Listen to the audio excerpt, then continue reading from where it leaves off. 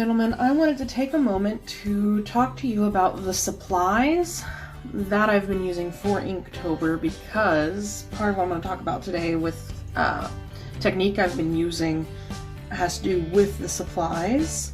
First and foremost, we have the sketchbook that came with the Art Snacks official Inktober box. It is nearing completion. The pages warp a lot, especially lately. I've been doing a lot of ink, so you've got a lot of warping, but there hasn't been any bleed. So all in all, I've been really enjoying using this sketchbook. It's just gotten a lot of love. On top of the sketchbook, I have been using this pencil. I think I got it from a Scrawler box. It's the Staedtler Norris erasable pencil. It came a lot longer. This has been my primary sketching tool for all of this because I wanted to make sure, since I was keeping everything black and white, I would be drawing with something that wouldn't leave a lot of contrast, and this actually draws very, very lightly and is pretty easy to erase. These are not my bite marks. My cat got a hold of this and he thought it would be a fun chew toy. For most of my inking, I have been using this, and excuse it is very dirty. I haven't done a deep clean in a while. Inking brush. This is kind of, not brush, pen. This is kind of my go-to pen for inking in general. It just came from a cheap calligraphy set, and I have some other nibs, but this is my favorite nib. I don't know much about pens, so I can't tell you what it's called. If you know, let me know. But this is my inking pen, and obviously I'm really bad about not getting ink all over my pen. So there's that. As far as brushes, I've been using these three. Again, excuse the mess on them. I need to do a deep clean. I did one about a week ago, 2 weeks ago, so it's about time to really give them a nice loving scrub down. We have this one I've been using for my large inking areas. It's just called a Great Art 4. I think I bought it in a mall here in Sweden, but I really love how soft the brush tip is. And it's nice to have a big flat one. I have one other brush of this type that I'm not using for this project that's kind of massive. But the bristles are just really soft and nice. I am also using the famed 00 Winsor Newton Series 7. I've had this brush for 2 years now, I think, a year and a half. And I don't take as good as care of it as I should. I probably should be looking into getting another one. It's quite an expensive brush, but it's nice. It does what I need it to. And like I said, a lot of this is just stuff on the metal I need to clean off. I try my best to keep the brush tip nice. And then lastly, for a lot of my filling, I'm using a Michelangelo Artist 1400 number 4. I like the long bristles on this one. I have two of these. This is my oldest one. This one is getting pretty beat up as well. Inktober has not been kind to my materials just because I've been producing so much so fast. So I'm probably going to be replacing some of these things in the future if I can't get them cleaned up and back to the beautiful art supplies they should be. Outside of brushes, I have been using the Signo Uniball Broad. I am almost out of this and I need to get more. I think I'm going to pick up some more when I'm in the States for Christmas. It is such a good gel pen. It's such a cool white line. The other white ink I have is this Royal Talons Drawing White ink, and this is a very warm white, which works on some papers, but since the paper in this sketchbook is a very bright white, I tend to stick to this unless I'm doing large areas. Because this is a cool white and this is a warm white and it looks a little weird.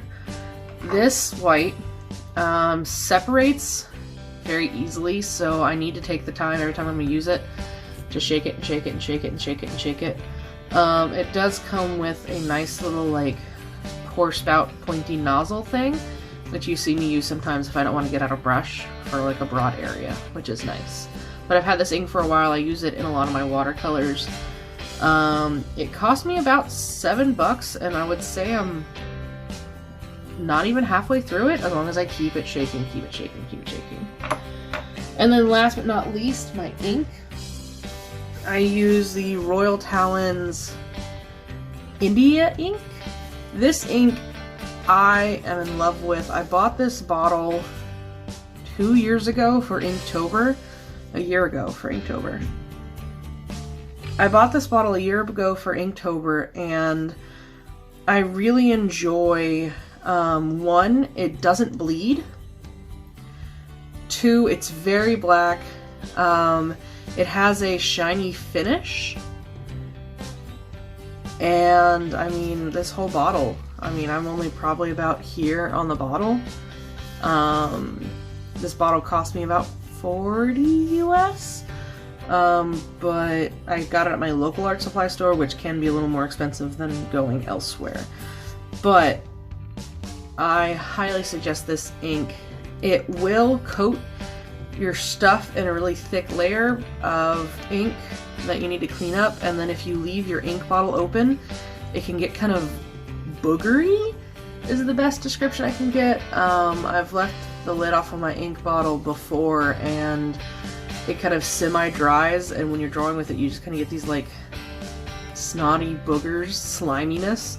So you have to worry about that. But besides that, I mean, as long as you keep it sealed, I highly suggest this ink. I really enjoy it, and it kind of leans into a technique you'll be seeing, and I can talk about a little bit more when we look at the art. So the technique I was talking about earlier is one I've discovered with this India ink that I really like. And you'll see me do it a couple times going forward in this next chunk of pages. This week was actually fewer pages than normal. Normally there was like a couple times where it was like 5 pages per word, but there was really not that many pages this week. It was just a lot of time consuming because I had to draw and redraw, and it took a long time to figure out how I wanted to lay them out. So the method that I found is if I draw with my calligraphy pen using the same ink first and then use the paintbrushes to paint the ink on top of it, I can still see the marks I've made with the calligraphy pen through the ink. I did this a little bit before and I kind of noticed it, but I really used it as a tool this week. So I drew with the calligraphy pen, I painted over it, and then I was able to take my white inks and then draw on top of it to create this really neat effect for the ghosts. So looking at where our story left off, Jerboa is alone in darkness. She had fallen through the... I didn't even ever name this ring. It's the ring with the bones on it, found in the temple. She is surrounded by darkness. She tried to remove the rings from her tail, and she just kind of gives up, and Husky lays next to her and gives up a little bit as well. They're sitting alone in the darkness when Husky notices something. A light that quickly moves. Husky follows and finds a fish. A dead fish, a ghost fish. The fish swims away and Husky follows, just to be confronted with a massive, scary fish. Husky runs back to Jerboa to get her attention, just as erupting around her, tons of gigantic, enormous, ancient ghost fish appear. We've got a plesiosaur and an ichthyosaur and a dunkel. I can never say this guy's name, but I call him a donkey. They're the fish with the big, stony, really cool face and the crazy teeth. Ancient, prehistoric fish ghost monsters. I really, really like the look of the white on the black. These pages are extremely wobbly because of the amount of ink that I put on them. In fact, the ancient page actually curled entirely in on itself, and it straightened out after I painted as much ink on the other side. But if I hadn't done that, this page would be so wrinkly.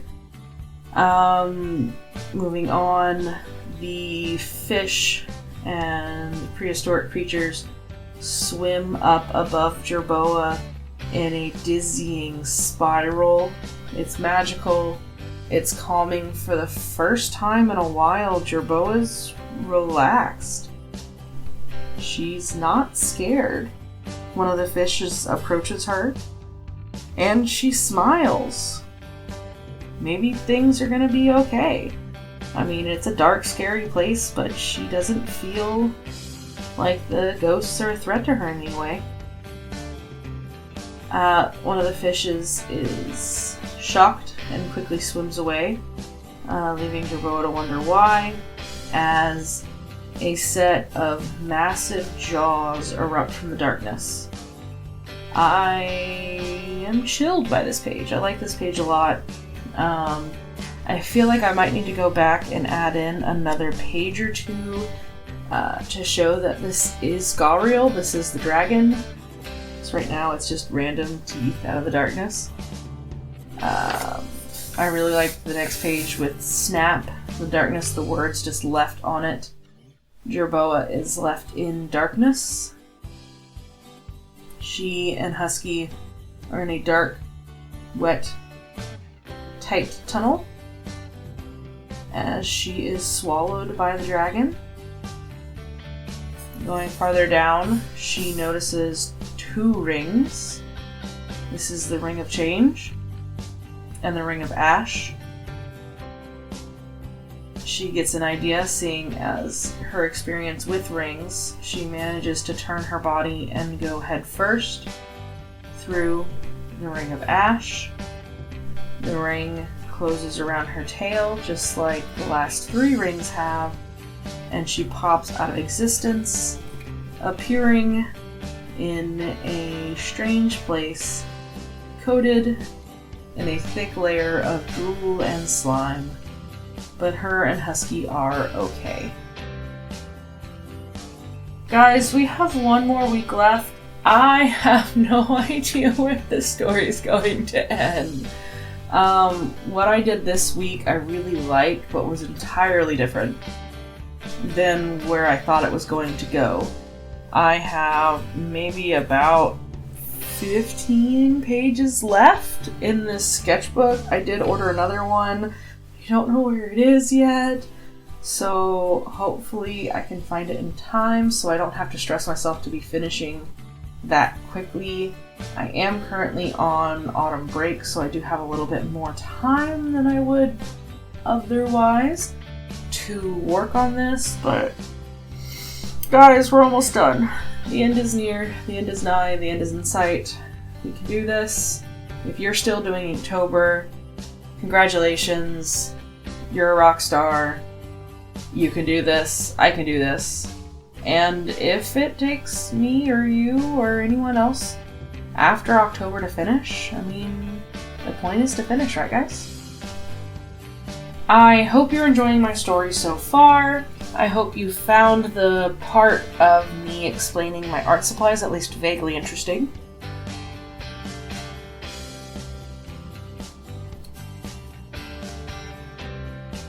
Have a happy autumn.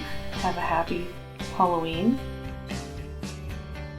I will see you guys next week. If you're enjoying my story, please tell me below. I know I'm not getting that many views on these videos, but I'm doing it for myself. I'm getting it out there. And I don't know, comment something. What are you doing for Inktober? I've asked that the last 4 videos, but nobody's told me. What do you think about what I'm doing? Do you think I should finish this story? Should I go through and add all the speech bubbles? Should I do something with it? Is it worth doing something with, or is it just a personal achievement? Well, let me know, and I'll catch you guys later. Bye!